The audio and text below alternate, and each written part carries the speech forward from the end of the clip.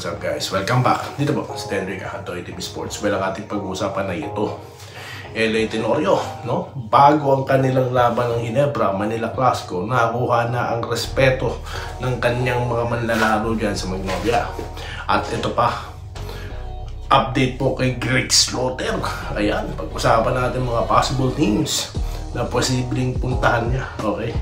Sa kanyang pagbabalik sa PBA. At Gio Halalon, bakit ito pinakawalan, okay? ng Pure Blends. Yan at mga pa-shoutout. Well, bago po ako magsimula, magpapakilala muna si Doy TV. Ito po ang channel na walang fake news. Ayaw ng fake news.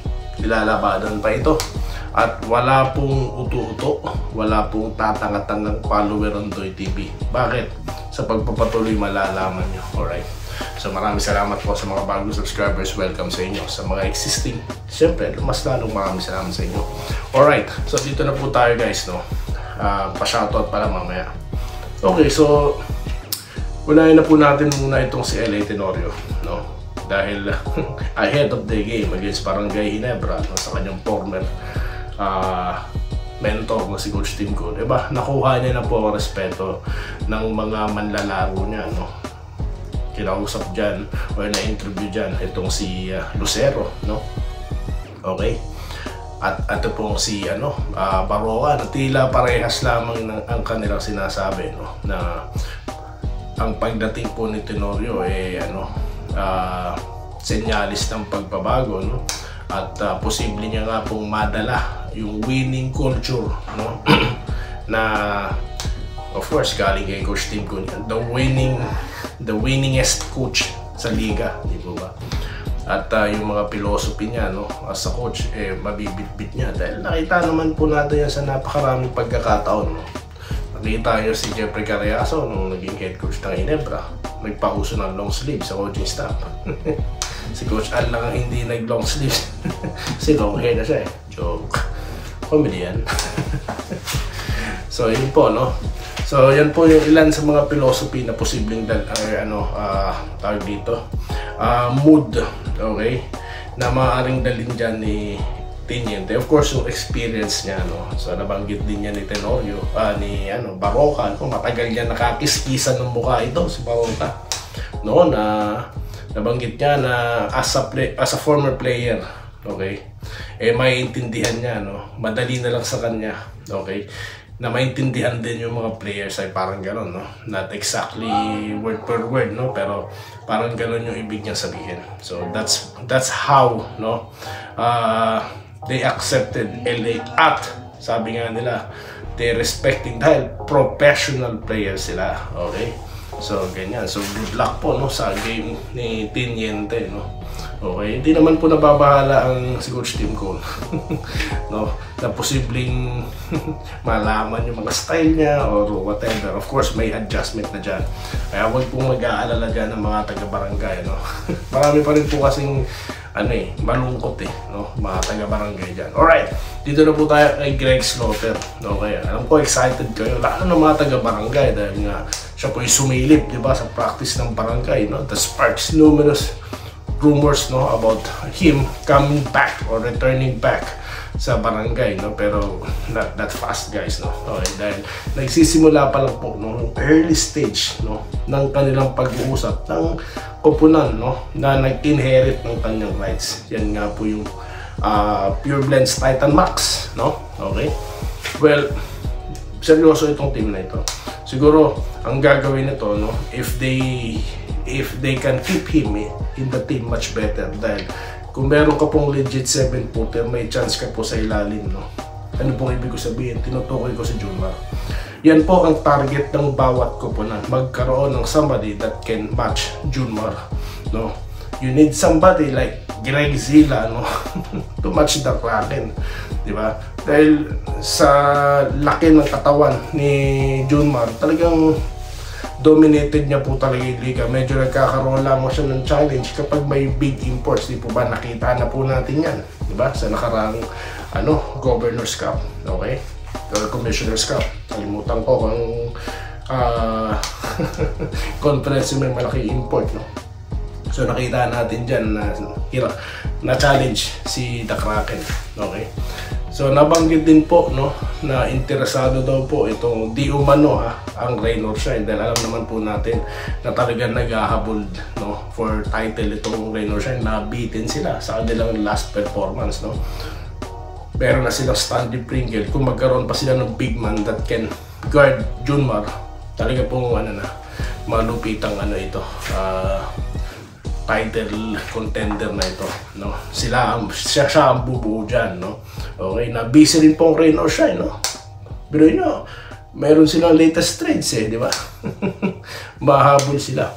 At dito naman tayo kay Gilo Halalon, mabilisan lang, no. Okay, so parating pa lang, no. Or siguro nasa Pinas na ngayon ang TNT para pag-usapan na, no, kung si Halalon nga po mapupunta sa kanila, kasi nga po pinakawalan na siya ng Northport sa kadahilan nag-move on na po sila dahil iba po ang direction ng kanilang building process. Okay, at expected nga po ng marami since umati na po ng practices ng TNT itong si Halalon na peperma sa kanila. So malalaman na lamang natin, no, sa ilang mga oras, no, kinabukasan dyan sa Pinas, baka po nasa TNT na. Okay, so abangan natin yan. Yan lang po muna guys ang ating mga napag-usapan. Shoutout po tayo. Dito po tayo sa ating nabiting nakaraang content. Ayan, ito po ating pag-uusapan. Alright. Kay Ma'am Minerva Japan, no? Okay. Nag-hello, no? Nag-good luck sa Ginebra against Magnolia. Okay. Alright, dito tayo kay Ginoong Segundo Rillo, no? Okay. Good eve, may legit PBA vlogger na walang fake at tumitira ng mga vlogger na puro fake sa PBA. Watching from Quezon, Butuan, Bohol na laging nagla-like. Salamat po, mabuhay po kayo. Mabuhay po kayo. Kay Wenceslao Hapon, ayan, na nag-good morning. Okay, masusubukan si LA versus CTC sa linggo. Yes, nako, linggo na pala dyan.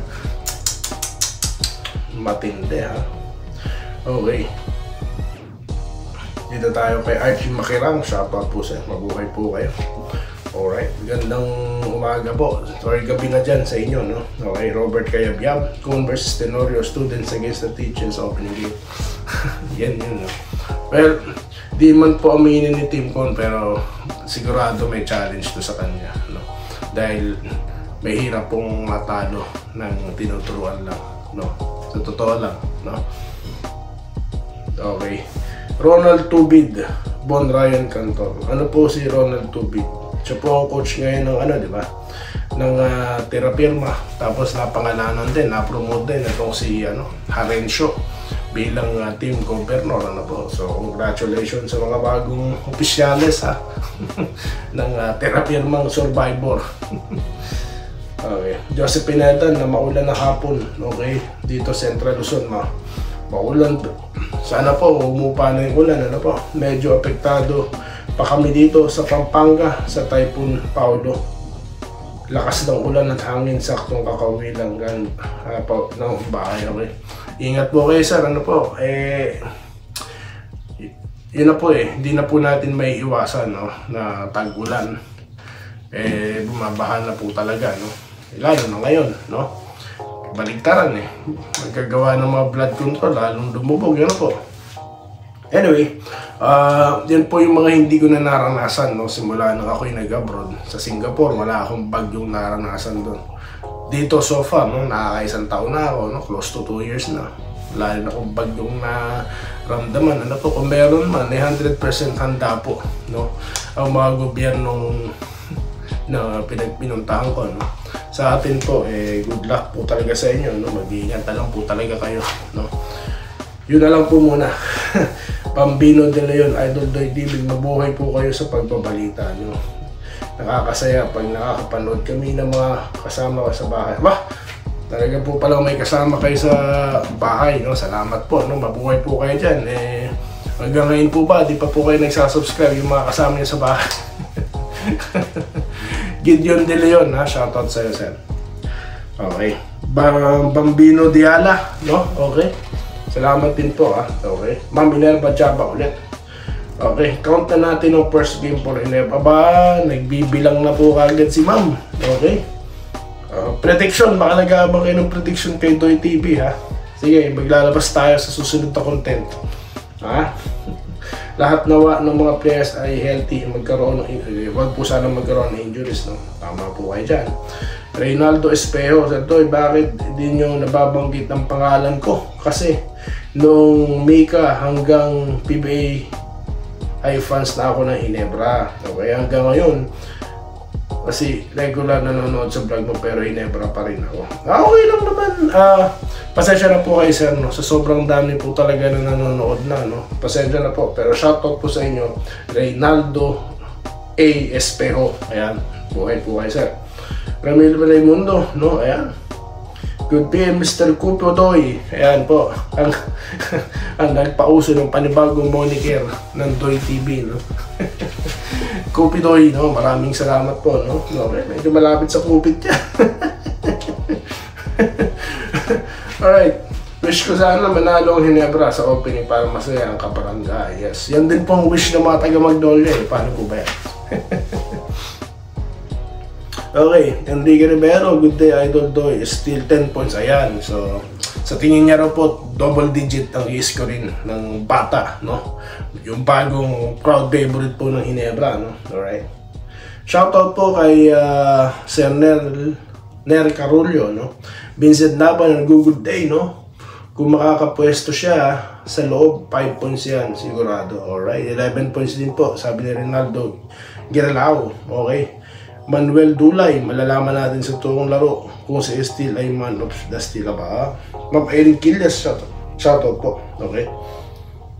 Siyempre, Idol, crowd favorite ang Ginebra. Ako, win or lose, Ginebra pa rin. Kaya nga, kaya lang magsimba muna ako sa Sunday. Yan. Yan po, no? Alright. Siyempre, no? Yan po ang mga, mga komento muna natin. Patawarin niyo po ako sa mga hindi ko po mababanggit sa next content, no? Mababanggit ko na po kayo for sure.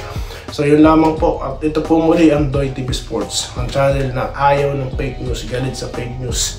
Okay, binabakbakan pa yan. At tahanan ng walang tanga, walang uto-uto, no? Na sumusubaybay sa mga fake news vloggers. Maraming salamat po sa inyong lahat. Salamat po sa panonood. Subscribe na para sa mga susunod na basketball at boxing videos.